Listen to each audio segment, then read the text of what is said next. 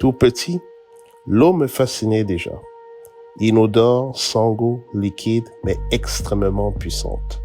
L'eau est tenace, tu sais, et sa ténacité façonne notre paysage, et ceci depuis des millénaires.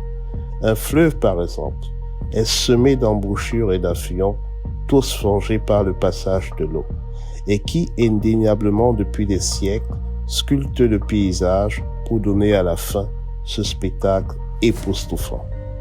La vie, pour moi, c'est un petit peu comme cette eau qui ruisselle et ruisselle dans ce fleuve.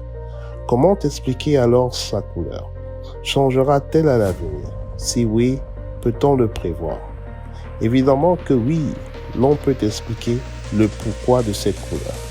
On peut l'expliquer si l'on comprend d'où provient cette eau, les routes qu'elle a empruntées, les décisions qu'elle a dû prendre. Et ainsi, on peut mieux prévoir si elle changera de nouveau sa couleur. Voilà pourquoi j'aime l'histoire, car l'histoire nous permet de comprendre notre présent et nous aide à mieux préparer notre avenir. Et tu sais quoi?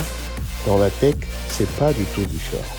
Si l'on comprend pourquoi certaines décisions ont été prises il y a 20 ans, 30 ans ou même un siècle, on peut mieux comprendre le présent et ainsi anticiper l'avenir.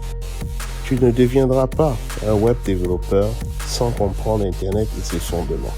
Tu ne deviendras pas un programmeur sans comprendre les algorithmes et leurs bases. Tu ne feras pas du cloud sans comprendre les bases des réseaux informatiques. Tu ne feras pas du blockchain sans comprendre Internet, les bases de données et la cryptographie.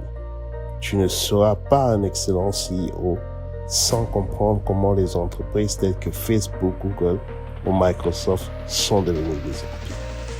Ah oui, mon pote, c'est ça aussi la tech, c'est de l'histoire.